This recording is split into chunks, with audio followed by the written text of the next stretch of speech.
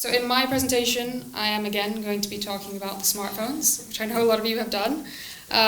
Specifically, I'm going to be talking about a new project that I'm working on, which is predicting abnormal DAT scans using a smartphone app. So I realize some of you may have done a DAT scan and know a lot about it, but I'm going to give a brief background on DAT scan anyway. So a DAT scan is a brain imaging technique which basically measures striatal dopamine loss, which underpins many of the clinical symptoms that we see in Parkinson's disease. Currently, it's not really used as a point of diagnosis, but it's more used as a confirmation in cases which are uncertain. However, being that it's new, it's also being considered as a biomarker. So if these scans are read in a way that is reproducible, it potentially has the potential to be an objective way to track disease progression. In addition to this, more clinical trials are using the DAT scan as an entry point. However, there are also downsides to the DAT scan. Number one, the cost. I think the cost is about £1,000 per patient. And also the time, so the waiting lists are quite long for DAT scan. And while I said it has the potential to be objective, currently these are manually read a lot of the time, which means that they are in fact subjective. So we have quite a few patients in the discovery cohort who have done a DAT scan, and we kind of thought, well, what can we look at in relation to the DAT scan data? And when we looked at one of the clinical motor scores, so that is the UPDRS Part 3, we found something quite interesting. So these are 4 different plots.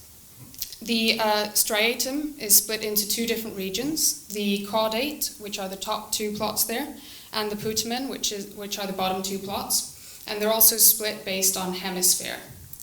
I've just realized these plots are probably not great for people who are colorblind, but on the x-axis we have the MDS UPDRS Part 3 score. That means that as you progress from 0 to up to, well, essentially 100, that's a worsening in motor function. And the y-axis are the normalized dopamine levels. So we have here the healthy controls who all have essentially MDS UPDRS Part 3 of 0 and quite high dopamine levels on this plot. In the middle we have the RBD in blue, and then towards the end of the plot we have the PD in red. And what we can see is that there's a quite nice nonlinear correlation between the MDS UPDRS Part 3 and the dopamine levels within the striatum. And these are within all 4 parts of the striatum, as well as across all groups. We have one extra disease group in here. It's only one subject. It's the yellow dot, if you can see that one. And this is a subject with SWED. This is essentially a subject who was originally diagnosed with Parkinson's disease, but then saw no progression over time and had a normal dopamine scan. So essentially that was a confirmation that this person does not have Parkinson's disease. We can see that they have sort of a MDS UPDRS of about 10, but still normal dopaminergic levels. So overall we know that the gold standard clinical motor score correlates well with these DAT ratios. This is across all groups. We can see that there's quite a nice separation between these groups, between the healthy controls, RBD and PD. And of course I'm talking about the smartphone, so the next logical step would be to see how the OPDC smartphone measures correlate with this as well. Just a reminder of the app.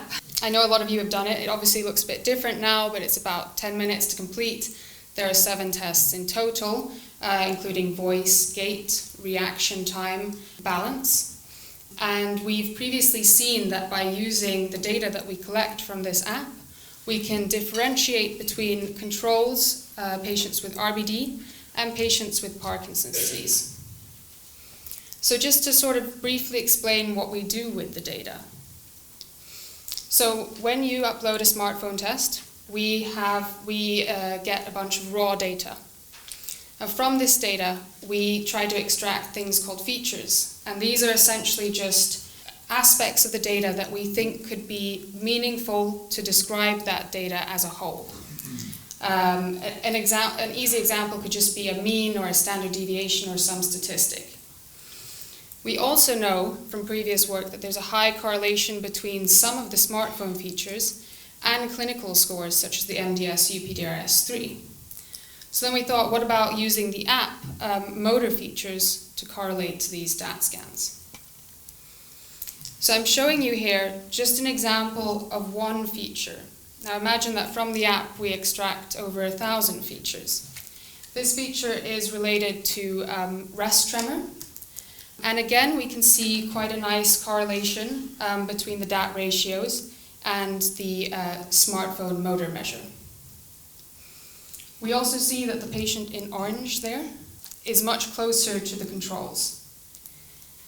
So now I've shown you one example, but we know that a lot of the features from the smartphone have a high nonlinear correlation with these DAT ratios. And we know that this correlation is equal to or greater than the MDS-UPDRS Part 3. However, the smartphone is objective and can be done at any time, which is contrary to the in-clinic motor score. So what can we do with this data to solve the issues associated with doing a DAT scan? So the first project that we're working on is predicting abnormal versus normal scans based on firstly just clinical data, such as the MDS-UPDRS Part 3. That's sort of our baseline. Then we're going to use the smartphone data only, and then look at using both combined. We can also, with the smartphone, out of the 1,000 features, look at which ones are the most informative in determining whether someone has an abnormal versus normal scan. And of course, the most difficult task would be to predict the DAT levels directly, just using this information. So overall with this project, we're trying to determine abnormal versus normal scans based on smartphone data, which will give us a broad classification of patients. We're also going to do this in an RBD group only, which has actually never been done. So this is novel within this field. And we're also going to look at predicting these DAT levels directly within the striatum. Essentially, the whole vision for this project is to help prioritize patients on a risk basis using the domain expertise, such as the MDS-UPDRS-3, as well as smartphone features to ensure that we get people who are at most risk of having an abnormal scan to the scanners first. Thank you.